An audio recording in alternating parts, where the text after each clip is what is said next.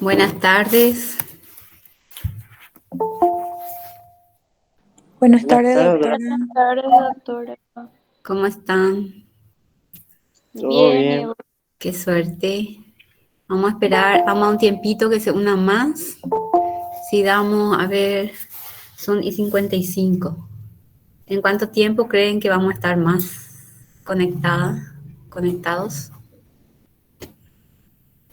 A ver, estamos 39 ahora.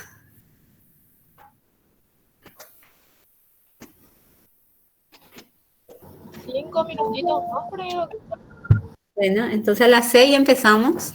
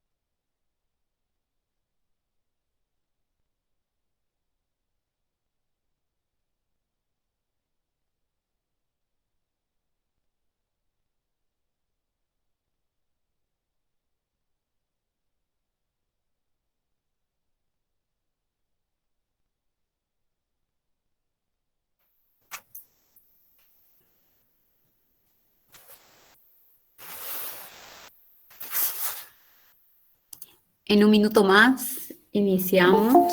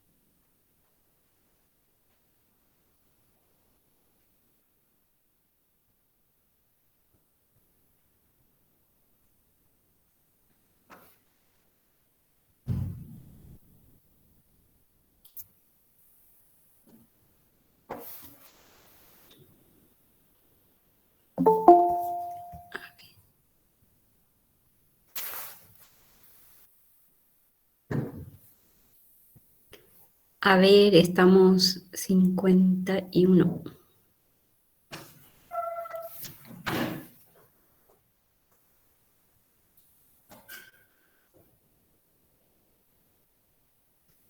Creo que ya cumplimos los 5 minutos. Vamos a iniciar.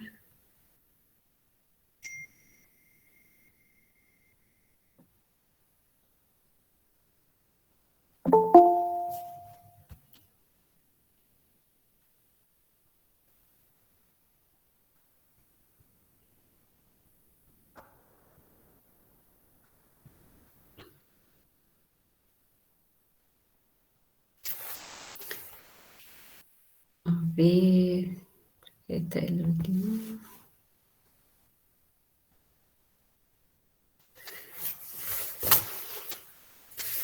¿Se ve, chicos?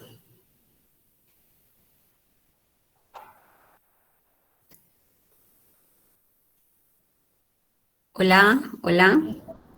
Todavía, doctora.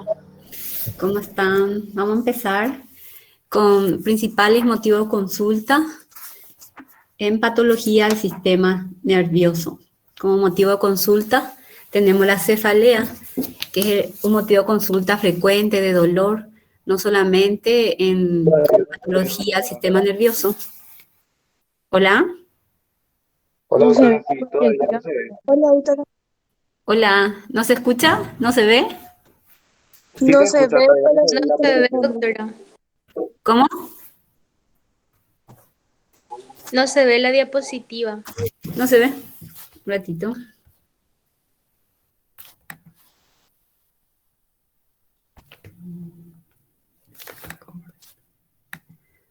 Un ratito.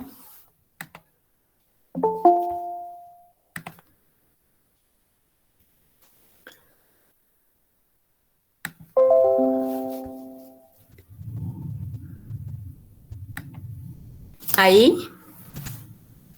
Ahí sí.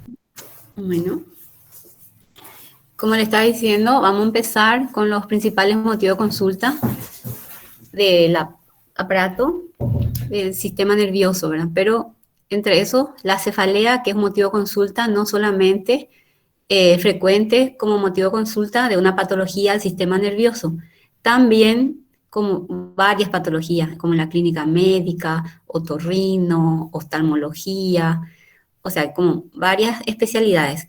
Y dentro como motivo de consulta, haciendo la historia clínica de un paciente, la cefalea es uno.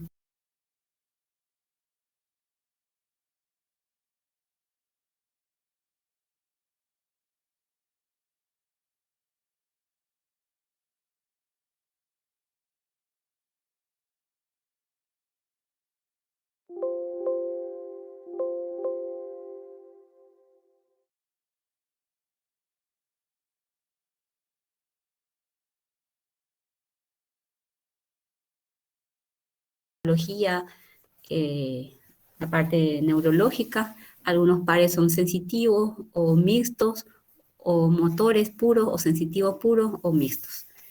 Bueno, entonces, ¿qué duele? Y tenemos acá, ustedes ya saben, por fisiología, por fisiopatología, qué estructura puede doler. Aquí en esto, ¿cómo podemos identificar los distintos dolores que tenemos en el cráneo, ¿verdad? Las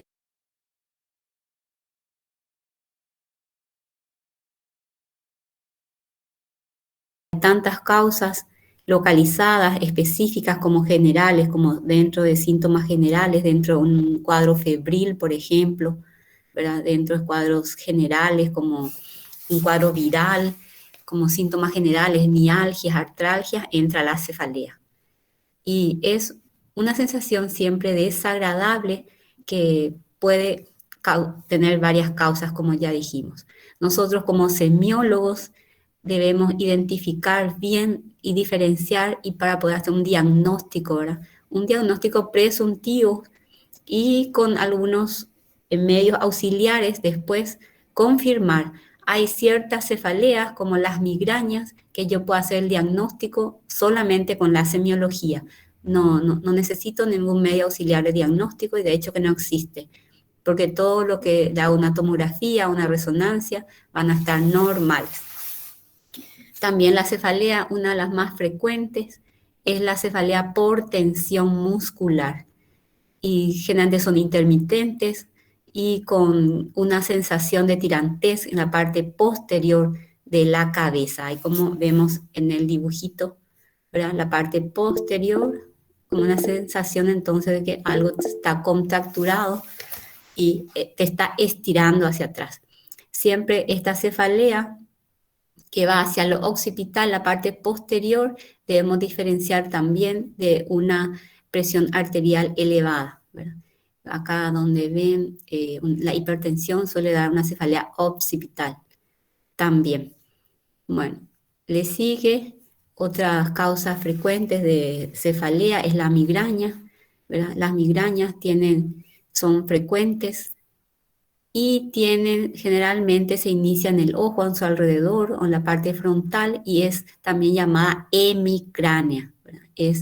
Duele la mitad del cráneo y pueden tener auras. A ver, ¿alguien me puede decir qué son las auras?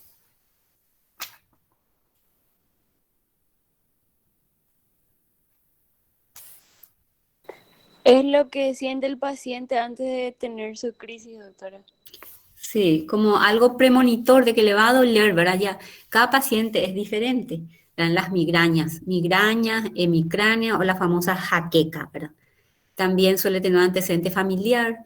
Si nosotros interrogamos, la abuela tiene, la mamá tiene, las hermanas tienen, y son frecuentes episodios, ¿verdad? De migraña, más de 1 a 4 episodios por mes, ¿verdad?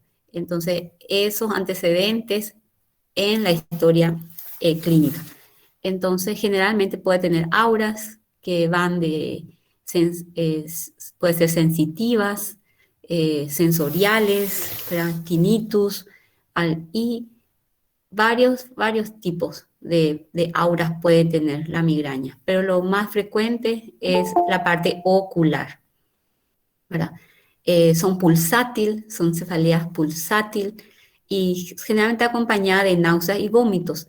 Y también eso suele calmar el dolor, que antes después de vomitar el paciente le calma el dolor, inclusive por eso algunos se inducen el vómito, ¿verdad? Para calmar el dolor. La parte farmacológica, ustedes están estudiando fármaco, ¿con qué suele calmar la migraña?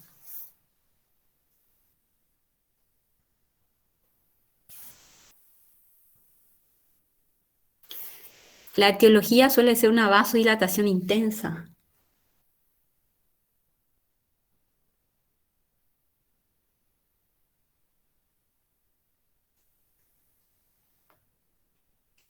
¿Ergotamina puede ser, Con la doctora? ergotamina.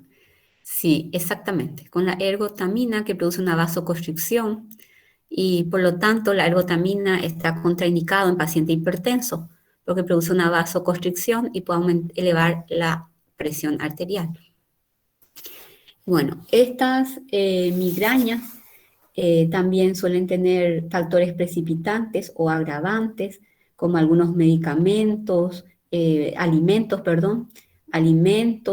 algunos cambios de estímulos ambientales, como luces, cambio de temperatura, sonidos intensos, bueno, y también los cambios hormonales. Sobre todo eso más frecuente en mujeres, las cefaleas premenstruales, ¿verdad? O que va de una migraña o puede ser otros tipos de cefaleas también, ¿verdad? Y los que tienen migrañas con la ovulación o con la menstruación suelen empeorar o hacer que aparezca esta cefalea intensa, suele ser muy discapacitante. Las migrañas otra vez se clasifican en comunes, clásicas, ¿verdad? Con auras o sin auras, ¿verdad? Bueno, y están las migrañas que son más complejas y más graves también.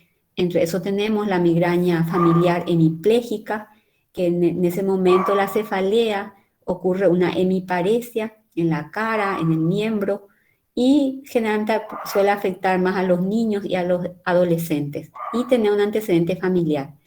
Por eso también las migrañas entró, por ejemplo, no sé si habrán escuchado ahora que entre los antecedentes como factores de riesgo para vacunarse contra el COVID, ¿verdad? Entraron las migrañas, porque ciertos tipos de migrañas, ¿verdad? Las migrañas más complejas, que son las hemiplégicas, otras causan oftalmoplegia en el momento del dolor, otras migrañas retinianas, donde tiene un ataque de alteraciones en la visión, como una ceguera en ese momento, dolor intenso, y que son reversibles. Migrañas complicadas, que son migrañas también graves, que puede inclusive durar hasta 7 días, ¿verdad? Y el dolor es discapacitante, por eso entró dentro de los pacientes con vulnerabilidad, ¿verdad? Con vulnerabilidad. Y menos mal que no son muy frecuentes estas migrañas, las complicadas. Bueno, seguro que acá, cuánto estamos en el grupo, alguien tiene migraña, sobre todo más frecuente en mujeres, entonces conoce lo que es la migraña, ¿verdad? Algún tipo de migraña. Después tenemos otro tipo de cefalea, que es en acúmulos o en racimos. Acá está, ¿verdad? Bueno, esta cefalea, también llamada cefalea de Horton, su causa estaría relacionada a un fenómeno también vascular con liberación de histamina.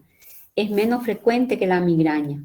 Dijimos que entre las cefaleas más frecuente es tensional, después le sigue la migraña. Más o menos acá está ubicado por frecuencia. Primero tenemos la tensional, la migraña y la cefalea en racimos. Lo único de la cefalea en racimos que se ve más en varones, ¿verdad? En varones jóvenes con antecedente familiar. Y suelen tener crisis agrupadas, 1 a 3 por día, y durante 4 a 8 semanas, y remite totalmente por meses y años. Se olvidan después que tuvieron cefalea. Entonces, en el varón, pensar. Como hay una liberación de histamina, generalmente estos pacientes tienen también otros síntomas por la liberación de histamina, ¿verdad?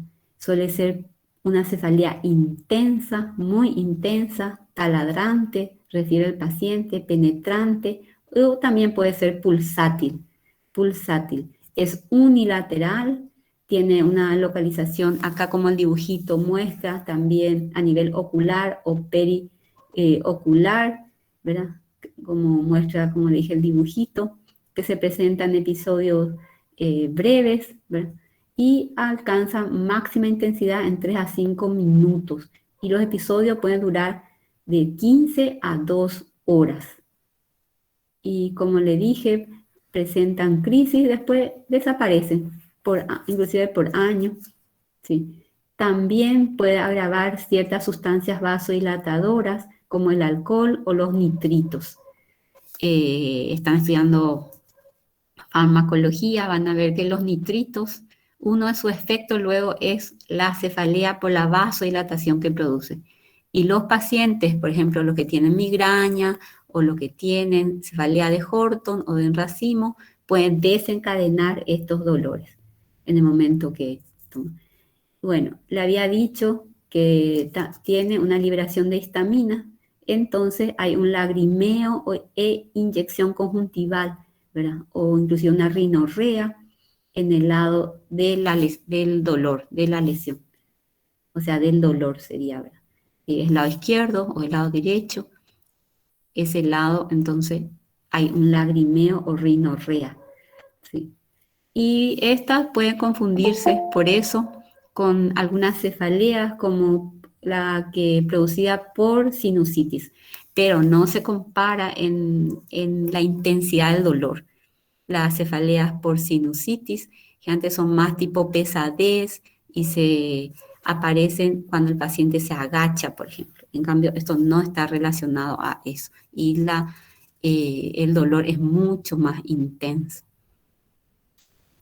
Bueno, después tenemos la cefalea por presión arterial elevada, como ya le dije, la localización suele ser occipital, pero puede ir toda en la parte también desde frontal hasta occipital, pero más frecuente en la parte occipital y superior, va hacia el lado superior. En cambio, la tensional va hacia la parte inferior, hacia el cuello. Esta cefalea no suele ser muy intensa. Dentro del motivo de consulta, en la parte, van a ver que los pacientes a veces dicen, bueno, me duele la cabeza, probablemente mi presión está elevada. Y en eso hay que tener en cuenta que el dolor también alza la presión. En el momento de dolor aumenta la presión arterial y hay que diferenciar si el dolor es lo que está alzando la presión o la hipertensión es causante del dolor. Y eso con una buena anamnesis, si el paciente es luego un hipertenso, ¿verdad? Y si cambia las características del dolor también. El dolor por presión arterial elevada no es un dolor muy intenso, ¿verdad? Es pausado, suele tener en ese momento por la hipertensión, hay palpitaciones también.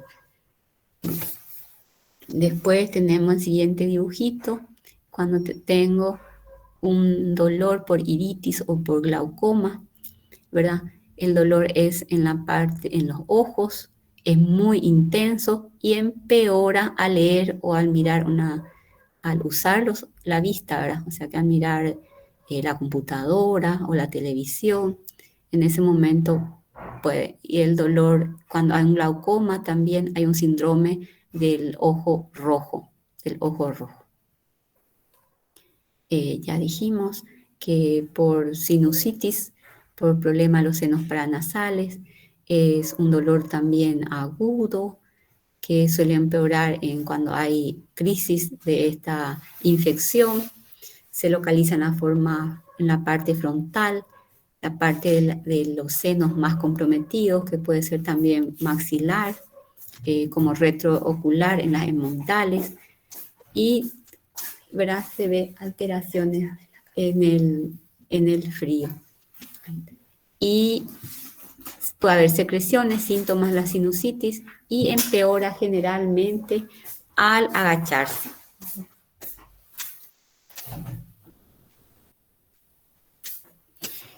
Cuando hay un dolor por tumor cerebral, es un dolor que nos debe llamar la atención, es un dolor que va a tener síntomas vamos a ver cuáles son los signos o síntomas de que la cefalea hay que darle importancia y que es grave. Esta cefalea, el tumor cerebral, es intermitente, causa alguna debilidad o alguna focalización. Suele ser de lenta progresión y puede aparecer convulsiones e hipertensión endocraneana. Saben que la calota es una caja rígida, no tiene lugar para extenderse y un tumor que va creciendo va a producir una compresión.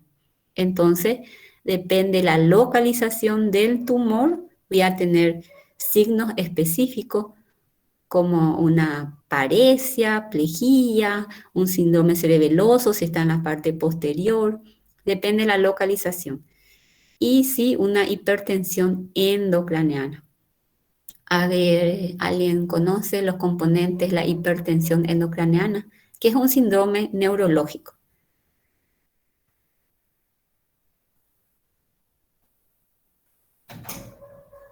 Todavía no dimos, ¿verdad?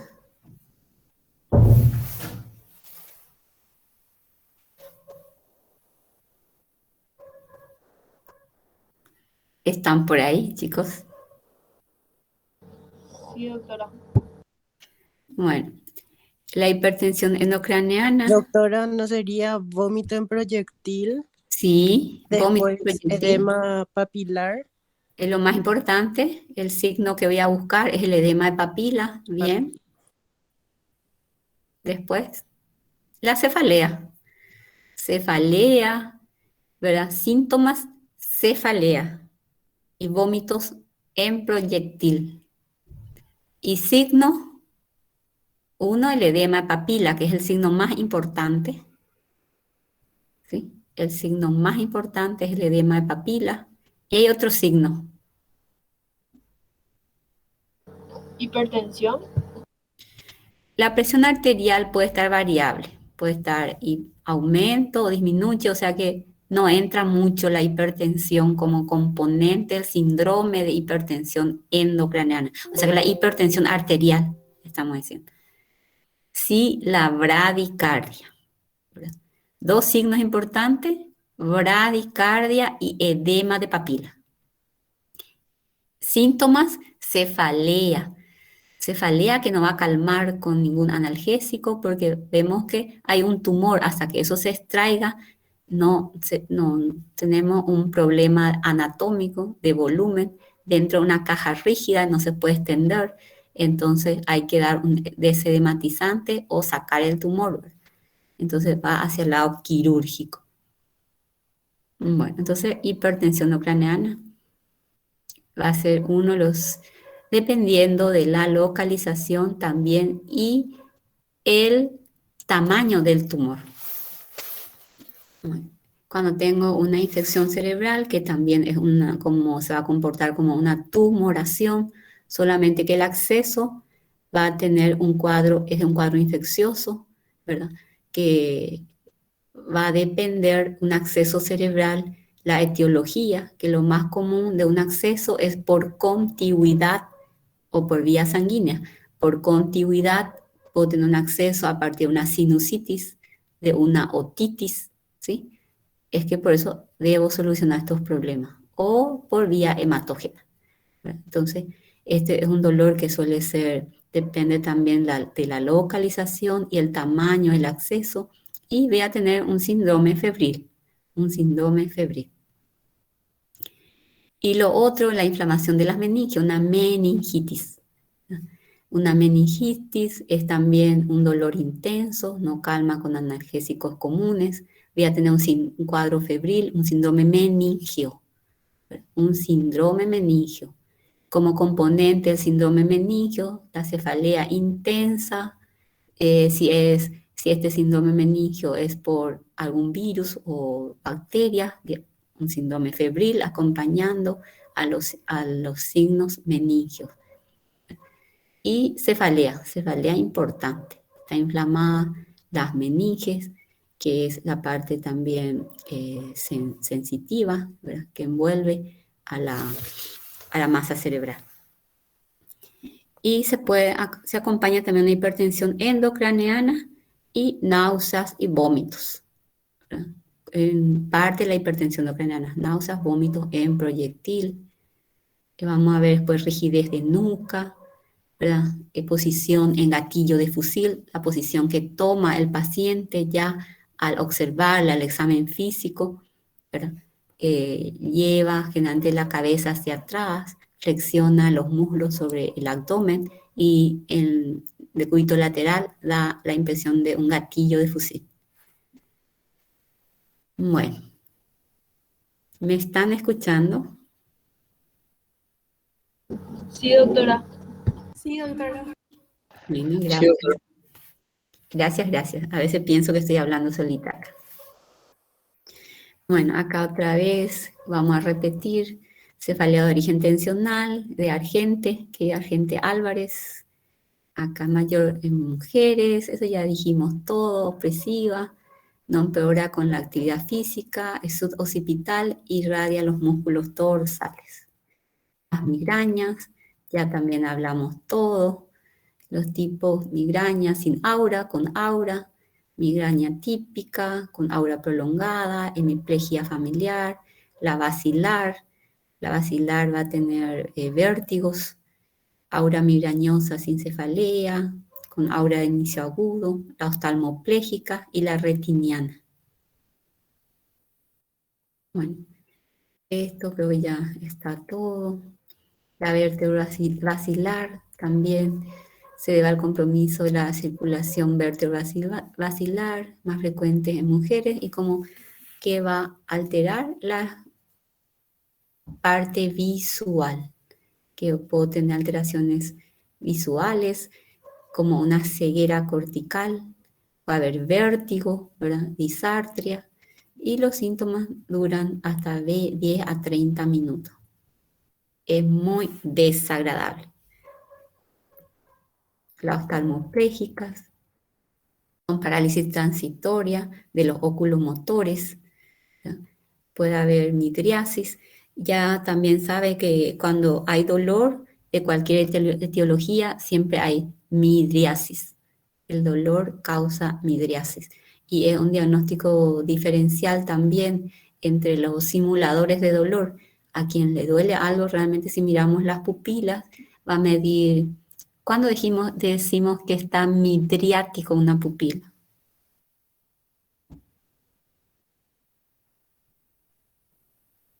Cuando está dilatado, ¿Sí? ¿Más de cuántos milímetros?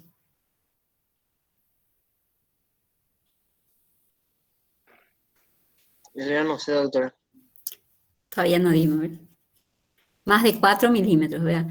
El tamaño de las pupilas es de 2 a 4 milímetros. Cuando está más de 4 milímetros decimos que hay una midriasis, y cuando es menos de 2 decimos que una miosis.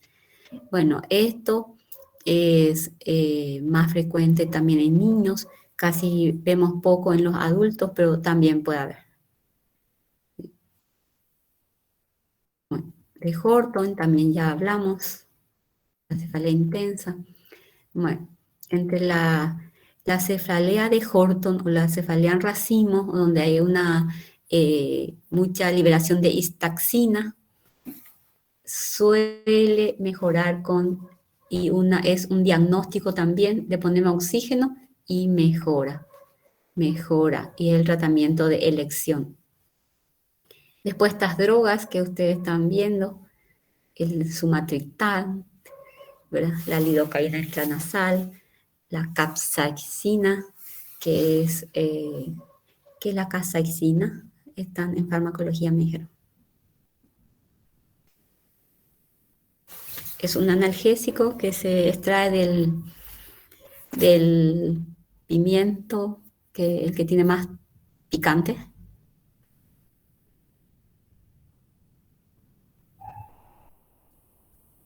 Se usa mucho como en la parte local, ¿verdad? Para friccionar, también las artrosis, y en este caso intranasal, ¿sí? Dihidroergotaminas, ¿verdad? Que son las opciones. Bueno, vamos a estudiar en farmacología.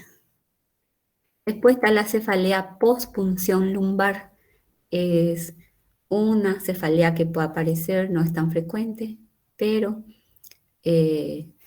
aparece generalmente después de las 72 horas después de una punción, ¿verdad? Lumbar, que se usa esta punción ante post cirugía, ¿verdad? Que se hacen por una cesárea, por ejemplo, o por alguna intervención abdominal baja, donde se usa este método de anestesia, ¿sí? Bueno, ¿qué característica tiene? Es bilateral, frontal o occipital, es opresiva, pulsátil, su irradiación va hacia cuello y hombro, se agrava con los movimientos de la cabeza, y todo lo que aumenta la presión intracraneal, como toser y estornudar, aumenta el dolor. Y la atenúa la posición horizontal, ¿sí? Y periodicidad está asociada al ortostatismo. Cuando el paciente se para, entonces empeora su dolor. Y concomitantemente puede aparecer fotofobia y tinnitus. Son las características de la cefalea. que antes se vuelven a internar, estos pacientes vuelven post-cesárea, que suele ser una de las más frecuentes, con cirugía, la parte baja más frecuente. Entonces vienen a las 72 horas con dolor intenso, se le interna, se le hidrata bien y se le tiene acostada sin levantar la cabecera. Y esto es una arteritis de la temporal. Cefalea, ¿verdad? Que vemos que la arteritis temporal ocurre ya en pacientes mayor de edad, como vemos en este señor, donde se ve bien cómo está prominente, ¿verdad? Su arteria, y causa, se puede palpar esta arteria, se puede palpar, y son episodios de dolores muy intensos, lancinantes, acompañado de una hipersensibilidad a ese nivel. Y también puede aparecer con la claudicación a la masticación. Cuando va masticando el paciente, va claudicando esta arteria, ¿verdad? O cuando también con la fiebre, y suele asociarse a algunas polimialgias reumáticas, empeora con la noche y también aparece en estas épocas de frío. Eso suele ser las características de la cefalea por arteritis temporal. Aparte evidente, paciente mayor, donde se ve y se palpa estas arterias. Después, acá tenemos, dice hemicránea, dolor a nivel del cuero cabelludo, claudicación, ausencia del pulso en la palpación, puedo tener pérdida de la visión unilateral o bilateral segmentaria, amaurosis fugaz, diplopía a nivel de la irrigación, ¿verdad?, de esta arteria. Después vienen las neuralgias. Y entre las neuralgias, donde afecta a los pares craneanos, tenemos la más frecuente, la más común, la neuralgia del trigémino. ¿Verdad?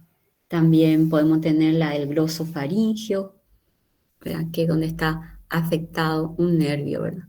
Acá en esta imagen sabemos que tenemos la anatomía del nervio trigémino, ¿verdad?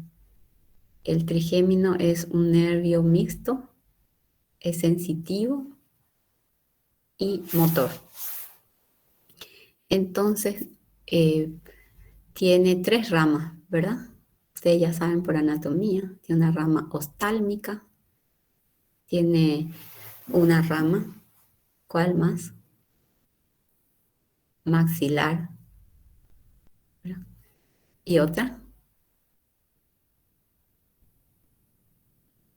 mandibular, la parte inferior, ¿sí? Entonces, depende de la localización, ¿sí? Que antes son, ustedes ya dimos características del dolor cuando hay un compromiso neurológico, o sea que neuropático, un dolor neuropático. Con un nervio periférico está comprometido, el tipo de dolor que vamos a tener es lancinante en este caso. Pero otro tipo de dolor neurogénico, ¿cuál suele ser?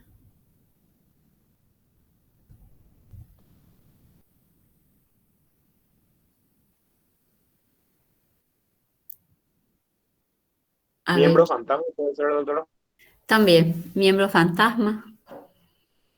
Otro, si aquí me sale un herpes zóster, ¿qué tipo de dolor suele ser?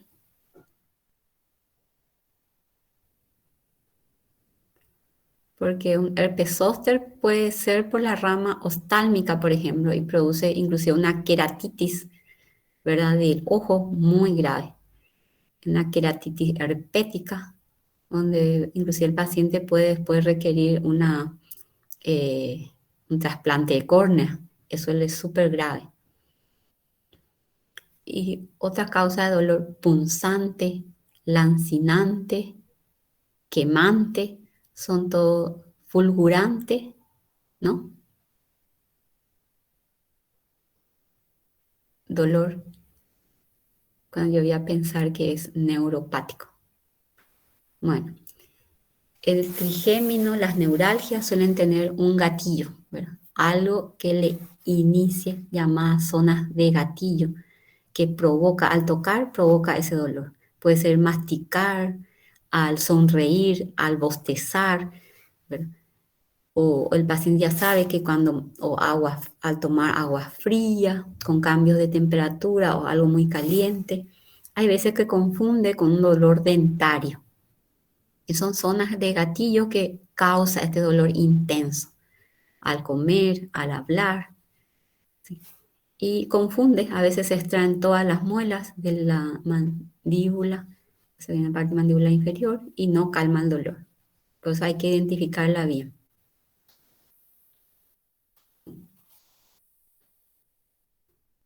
A ver. Después ya vemos otros motivos de consulta. Pero antes vamos a ver cuáles son los signos de alerta ante una cefalea. ¿Qué me va a llamar la atención? Que algunas cosas ya dijimos.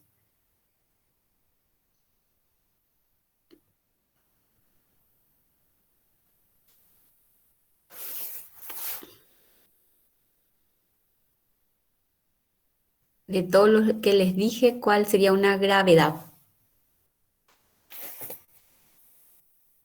A ver un poco si están...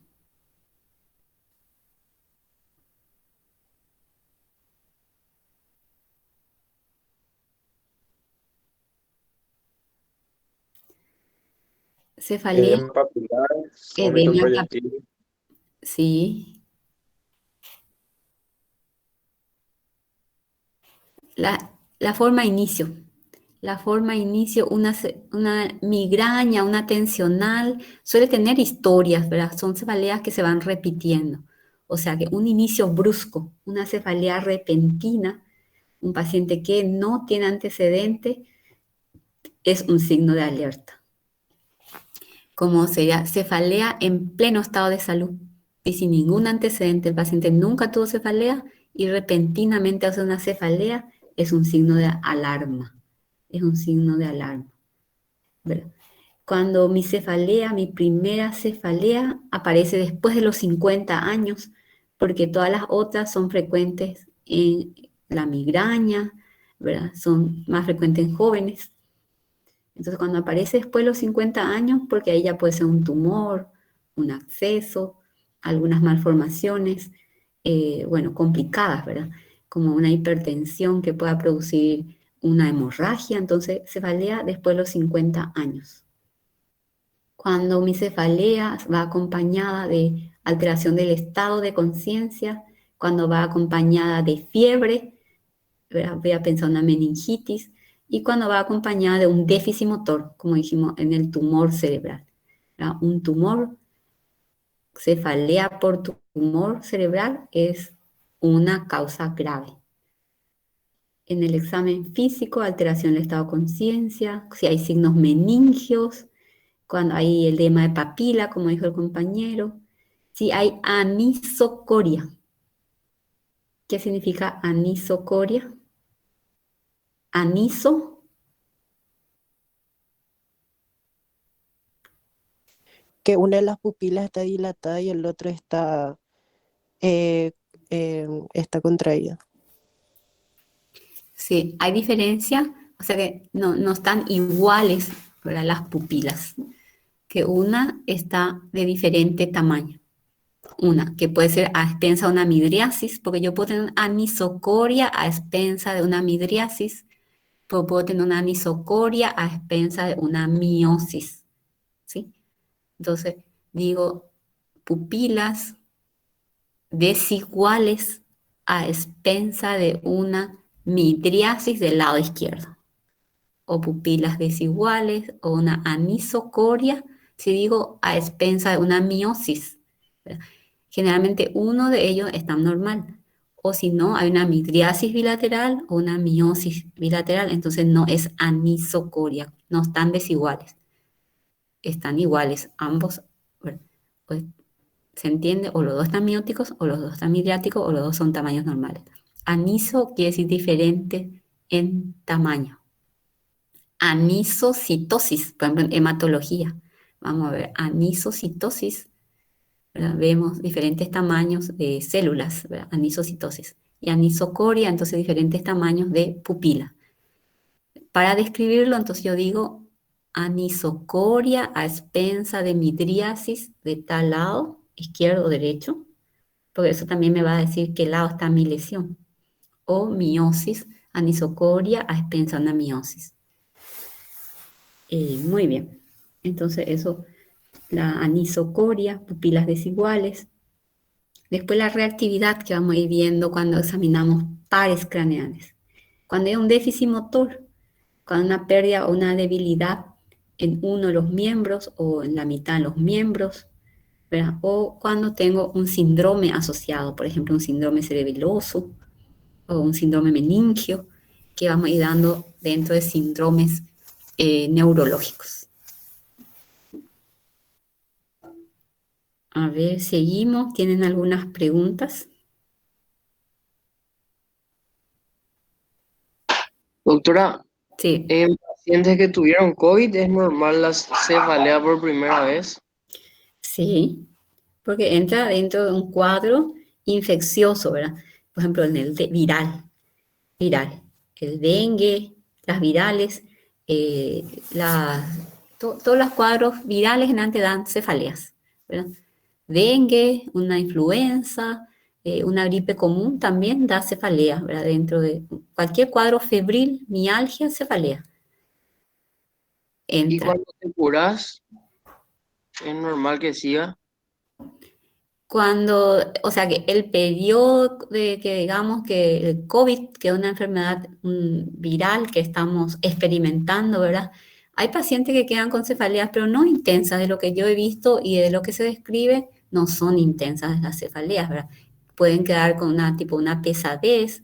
En el momento agudo, infeccioso, febril, sí, las cefaleas pueden ser muy intensas. Gracias, doctora. Ok. Bueno, seguimos con síncope y lipotimia. ¿Verdad? Siempre es una eh, pregunta, ¿cuál es la diferencia entre síncope y lipotimia? Que voy a tomar mi agüita un rato. Bueno.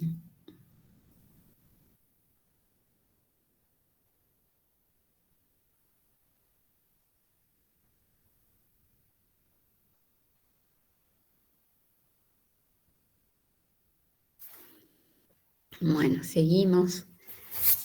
Cuando yo digo que hay síncope y cuando digo que esta es una lipotimia y totalmente semiológico. ¿Verdad?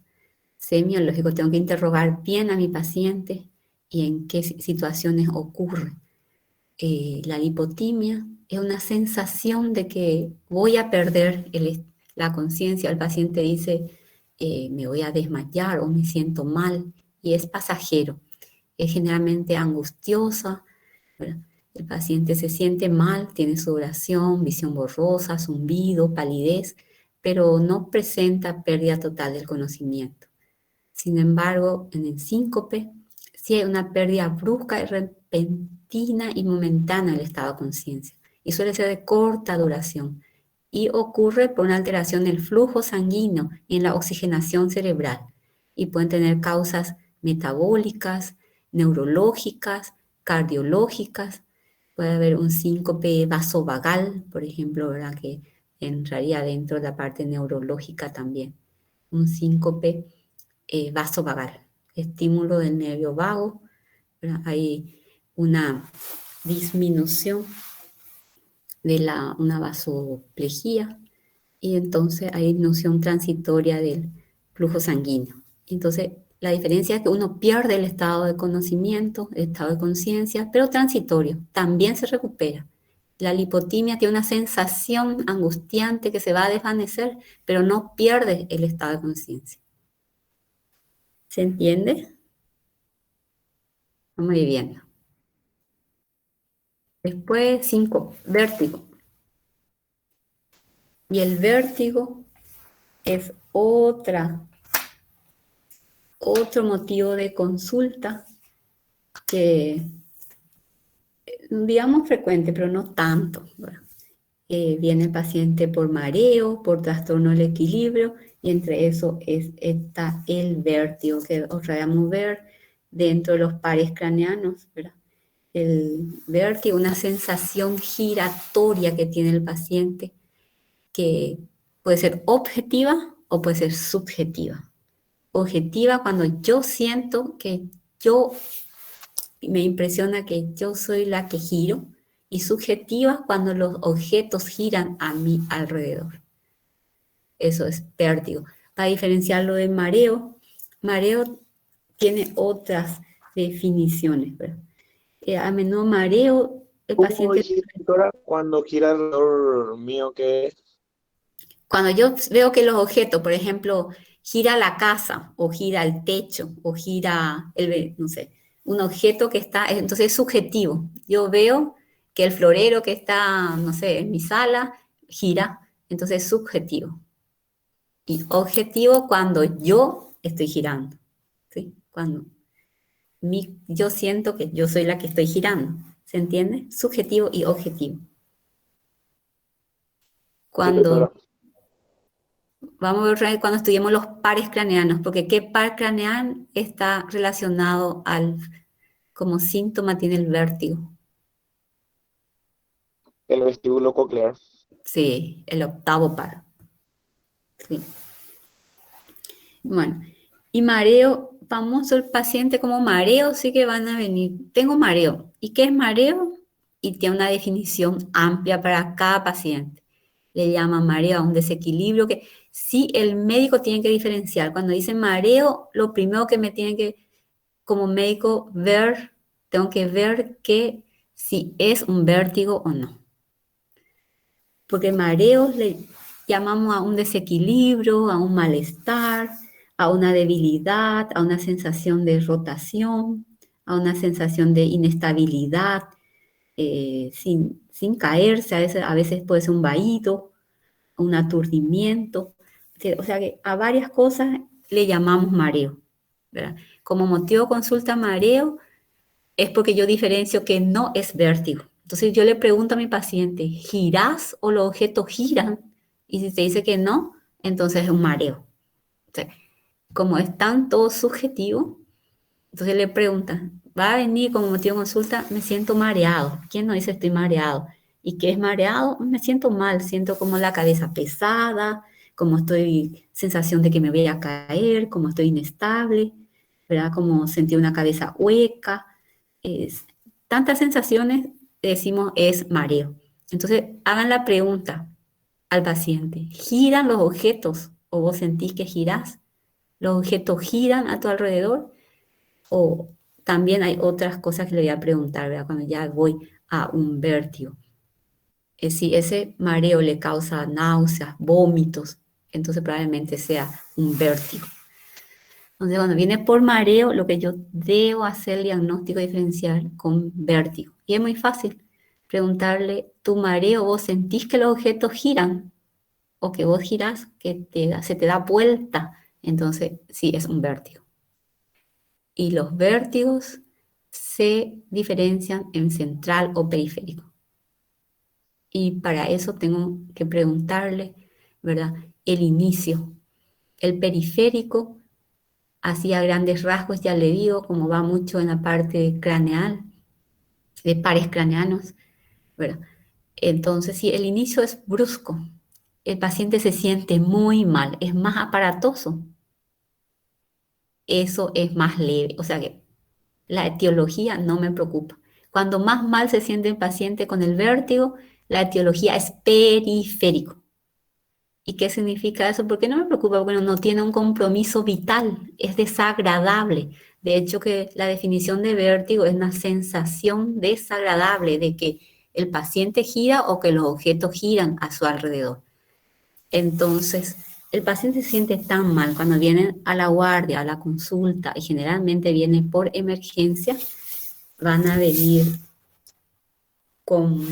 sintiéndose grave o el familiar corriendo que viene un paciente grave. Pero para nosotros, por su etiología, no es grave. Y la localización periférica está ya fuera del núcleo, ¿verdad? Del coclear, núcleo. Entonces, el inicio suele ser repentino. Cuando es central, cuando es la parte cerebral, el inicio es lento y no es tan desagradable. La gravedad del vértigo, rotación intensa, dice acá. Le gira totalmente, no puede abrir los ojos. Y el central está mal definido, menos intenso. Ese paciente que viene con su vértigo, no es que le molesta mucho, ese paciente es más grave. Y así es en medicina. Hay veces que lo que parece tan grave no lo es en síntomas, y lo que parece que es muy grave no lo es tampoco. El patrón del periférico paroxístico que aparece y desaparece solo, es intermitente, el central es constante. El periférico se queda quietito, no puede moverse porque se agrava con los movimientos. El central no. Náuseas, vómitos frecuentes en el periférico. El paciente viene mal, vomitando, no puede moverse. En cambio, el central es infrecuente, las náuseas. Nistagmos, que es un movimiento ocular. En el periférico, en los dos hay nistagmos en ambos. Solo el tipo de nistagmo es diferente. Bueno. Y es más bien como motivo de consulta preguntar, diferenciar el mareo del vértigo. Otro motivo de consulta neurológico son los movimientos involuntarios por el cual puede venir un paciente. Y entre eso lo más frecuente es el temblor. Temblor, que son movimientos involuntarios. Y están los otros que son más ya va dentro de un síndrome extrapiramidal. Porque la vía piramidal del sistema nervioso está encargado de la parte voluntaria o involuntaria. Es una pregunta.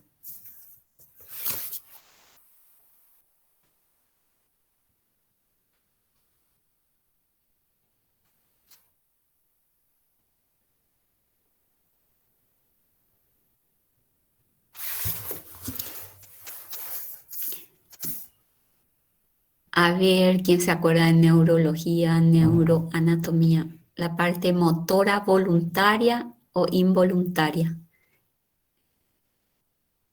¿El temblor es voluntario? No, es involuntario. Todos estos movimientos son involuntarios. No puedo dominar con la voluntad. Y de entre todo esto que cita temblor, corea, balismo, mioclonía, tics, el temblor es el más frecuente. Y lo que yo les pregunto es, ¿qué vía está encargado? ¿Piramidal o extrapiramidal?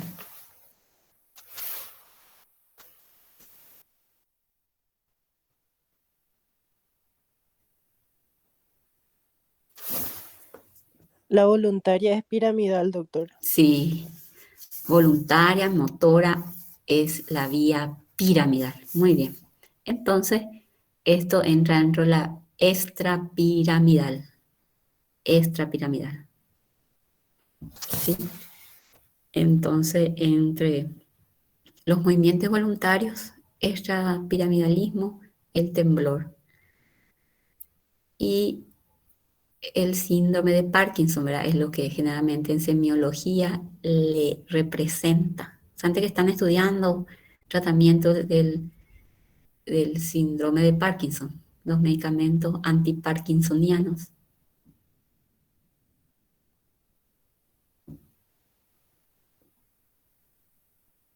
Bueno, vamos con temblor, que son movimientos involuntarios, oscilatorios, rítmicos. Hay que ver la amplitud, ahí se diferencia siempre de acuerdo a la amplitud. La lesión está en el putamen o núcleo caudado. Hay 3 tipos de temblor.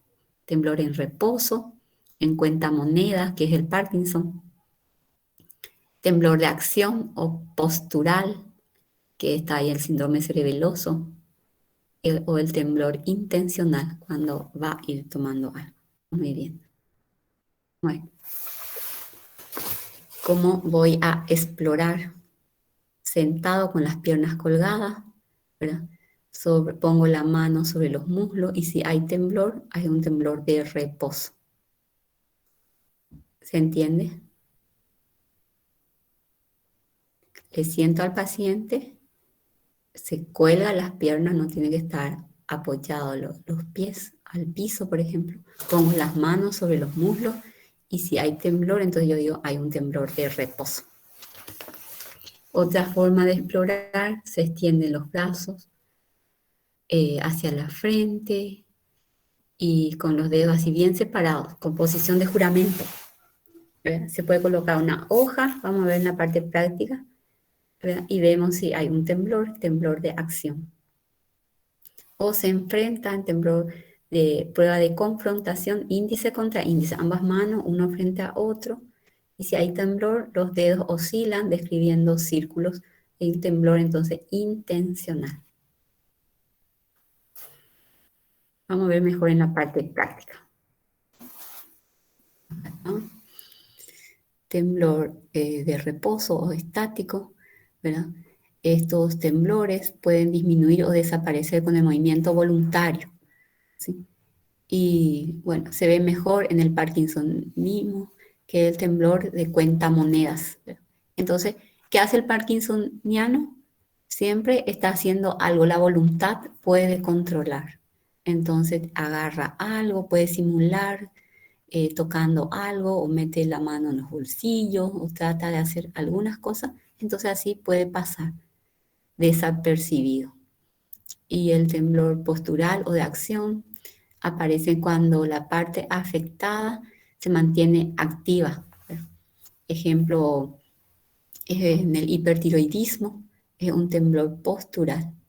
Bueno, los temblores de la ansiedad, ¿verdad? El temblor benigno, que a veces hay familias con temblores, que es heredofamiliar, no tiene una etiología así metabólica, nada, no encontramos, y puede empeorar algo con la intención.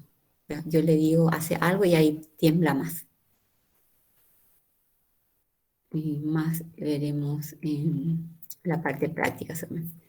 El temblor de intención o el temblor está ausente en el reposo, aparece con la actividad y suele empeorar cuando se acerca al objetivo. Por ejemplo, en los trastornos cerebelosos o en la esclerosis múltiple, uno le pide que tome el signo del vaso o agarrar tal cosa. Entonces pone a una distancia y uno pide que el paciente tome el vaso, por ejemplo. Y entonces a medida que se acerca al objeto que va a agarrar, empeora el temblor, empeora la patología, empeora su temblor. El temblor intencional, que es típico del síndrome cerebeloso. Otra forma de exploración del temblor es como que lleve un vaso de agua en la boca, ¿verdad? Entonces, a medida que se acerca a la boca, tiembla más también.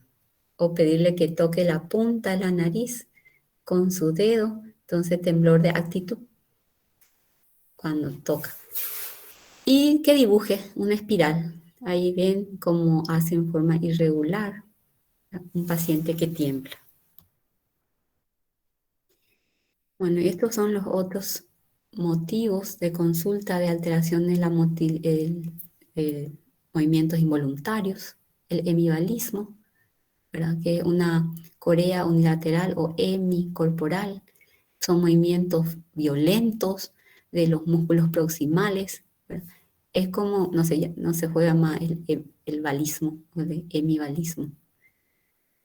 Se produce por lesiones del núcleo, ¿verdad? Sabemos que del núcleo, que son las lesiones ya dijimos, el extrapiramidal. Corea son movimientos o sacudidas breves. El hemivalismo es más grandes, más movimientos grandes. La corea es más breve, son pequeñas sacudidas. Tenemos en niños que puede afectar la cara, la cabeza, las manos. Y la corea de Sydenham que se ve en la fiebre reumática, o otra, la de Huntington, que es una enfermedad degenerativa también, de los núcleos. Bueno, todo esto vamos a ir viendo otra vez cuando hablamos del síndrome extrapiramidal y también en los grandes síndromes. Ya dijimos esto. Mioclonía son contracciones musculares breves, repentinas, de una descarga neuronal. Es la interrupción breve de una contractura, contracción muscular, ¿verdad? ¿Quién no tuvo mioclonías? Cuando en el párpado o un pequeño grupo, ¿verdad?, muscular, y decimos, bueno, ciertas teorías.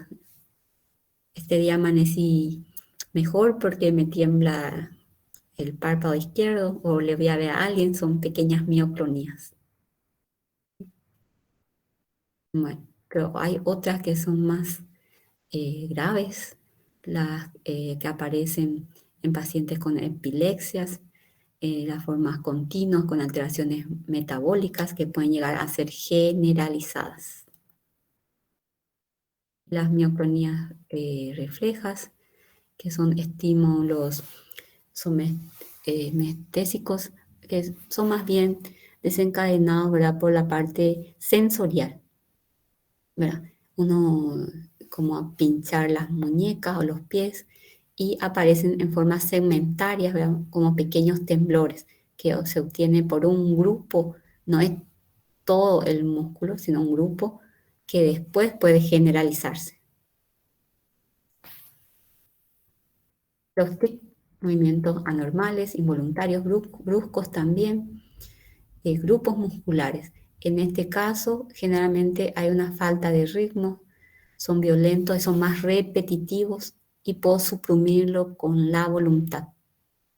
Y los otros no, las mioclonías no puedo suprimir con la voluntad.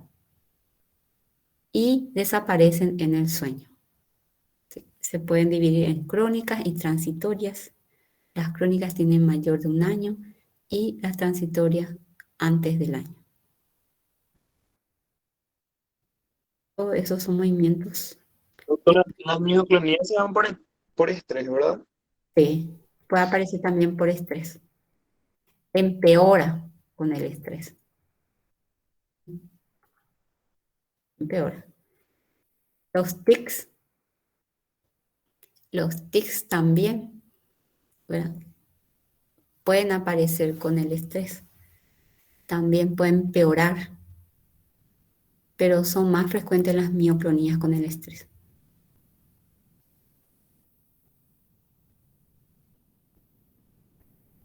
La bradicinesia o la hipocinesia. Ya su nombre dice bradi, hipo, cinesia, movimiento, ¿verdad? Y todo esto es parte del síndrome extrapiramidal, ¿verdad? Esta imagen típica de un paciente con Parkinson, que ya dimos en postura, ya dimos en facies, ¿sí? Acá muestra, dice, un temblor de reposo, ¿verdad? Hay una limitación de los movimientos, ¿sí? Ven que está medio jorobadito, hay una rigidez, Al paciente le cuesta, al parkinsoniano, ¿se acuerdan? En su marcha, le cuesta iniciar el movimiento voluntario.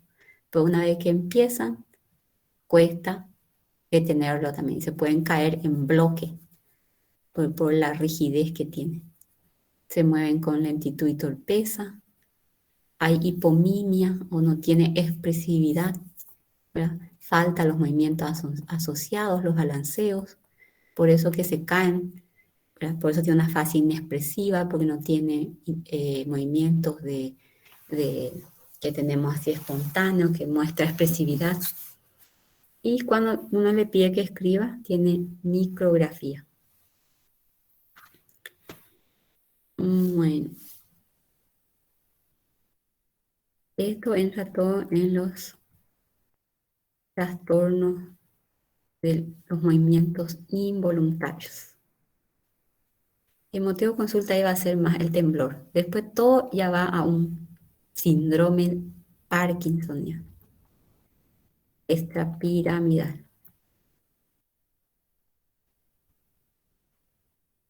Y vamos a hablar un poquito de la parte motora, síndrome piramidal, no extra. En este caso ya es voluntaria. La extrapiramidal es involuntaria. Y la motora voluntaria, entonces la parte piramidal. Cuando hablamos de una paresia, plejía, hemiplejía, tetraplejía, paraplejía, diplejía. ¿Cuál es la diferencia entre paresia o parálisis?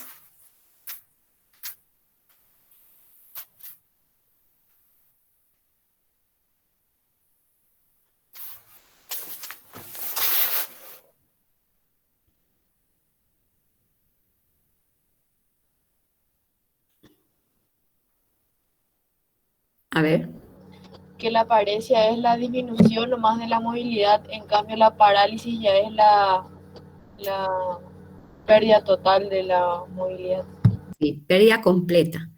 O sea, y la paresia tiene otra vez sus grados, ¿verdad? Yo puedo tener una debilidad, digamos, leve, moderada, importante, o podemos darle grados también. Cuando tengo que perder totalmente, parálisis o plejía es una pérdida completa, el paciente no puede mover nada. Si el paciente tiene una paresia importante, a veces que solo puede mover, por ejemplo, si es el miembro superior, pero hace una mueca con los deditos, ya es paresia, ¿sí? Ya no es plejía. Si algo mueve, ya no es plejía, es paresia, que puede ser leve, que inclusive puede pasar desapercibido si no examinamos bien, si no la examinamos bien. A veces solo le cuesta sostener mucho tiempo, por ejemplo, un objeto en la mano. Si vos le das cualquier objeto y le pedís que sostenga por un tiempo, pues lentamente va cayendo. Entonces, si hace todo muy rápido, no me voy a dar cuenta. O le pedimos que comprima fuertemente nuestra mano, ya que es un signo, luego una maniobra para explorar. Le pedimos que comprima, le pasamos la mano y que apriete con toda su fuerza. Entonces ahí nos damos cuenta que hay una debilidad. O le oponemos, ¿verdad?, una fuerza, como jugar a la fuerza, ¿verdad? Uno estira de un lado el brazo o del otro. Entonces, ¿cómo es que juegan ese? ¿Quién tiene más fuerza? ¿Tiene brazo con brazo? Pulseada. Sí, pulseada, doctora. Y ahí, pulseada. A ver quién baja hacia qué lado. Entonces, ahí nos damos cuenta. O lo más común, darle al paciente un objeto que mantenga y también que abra las manos, que extienda la mano con los dedos abiertos. Abiertos. Y lo primero que hace es cerrar, va cerrando lentamente los dedos, ¿verdad?, y el puño. Va cerrando. Entonces ahí nos damos cuenta que tiene una paresia leve. Los que como médicos, si no exploramos bien, se nos puede pasar desapercibido una paresia leve al examen físico. Entonces, el compromiso de motora voluntaria, generalmente el piramidal, va paresia, parálisis o plejía, y después depende ya la localización, la siguiente, hemiparesia o hemiplejía, entonces afecta la mitad de un miembro, la mitad del cuerpo, perdón. Puedo tener una hemiparesia, facio, la cara, braquio, el brazo, y el miembro inferior crural. Facio, braquio, crural. ¿Sí? Y cuando digo que tiene una tetraparesia o tetra, afecta a los 4 miembros. Por ejemplo, cuando tengo una fractura a nivel del cuello, en la parte cervical, el riesgo es que tenga una tetraparesia o tetraplegia. No va a movilizar ninguno de los 4 miembros. Cuando afecta a los miembros inferiores, paraparesia o paraplegia. Y cuando tengo una diplegia, cuando tengo parálisis facial o braquial bilateral, ambos miembros superiores, o en la cara, parálisis facial bilateral, de las dos. Entonces ahí digo, tengo una diplegia, que son más raras, por suerte. Y bueno, de acuerdo a la lesión que tenga, el haz piramidal, que va desde la corteza motora, la célula gigante de Besch, donde aparecen, se va, pasa por la cápsula interna, viene por el tallo, la médula, ¿verdad? Hasta llegar a la placa motora. De acuerdo a dónde está la lesión, voy a tener las alteraciones. Puedo tener la primera neurona motora, la segunda, o puedo tener la parte inferior. Entonces, todo eso vamos a ir viendo ya cuando estudiemos el síndrome piramidal. Bueno. Yo siempre digo que para la neurología no es tan difícil si conocemos la neuroanatomía. Si yo digo que la lesión está aquí, anatómicamente, entonces matemáticamente puedo saber qué lesión va a tener. ¿Qué lesión va a tener? Si está aquí, si está en la primera, en la corteza, si está en la cápsula interna, voy a tener una hemiplegia. Si está en la corteza, voy a tener una monoplegia de acuerdo a dónde está la lesión. Bueno, pues eso vamos a ir viendo también después. Acá el concepto de cuando digo una mono, una paresia, parálisis, plejía.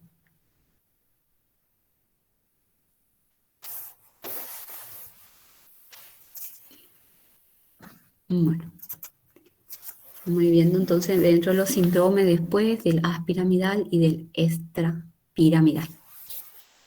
Y realmente la neurología es también apasionante.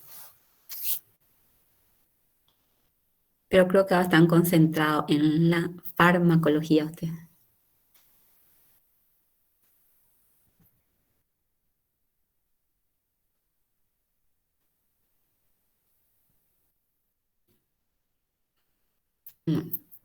Esta es una parte del síndrome ya también de la motilidad voluntaria, síndrome piramidal. Las maniobras para ir viendo la motilidad voluntaria. Este ya es parte del síndrome piramidal, donde se evalúa la motilidad voluntaria, el tono, los reflejos y los movimientos asociados. Esto se ve en el síndrome piramidal. Parálisis o plejía, que es lo que es nuestro motivo de consulta.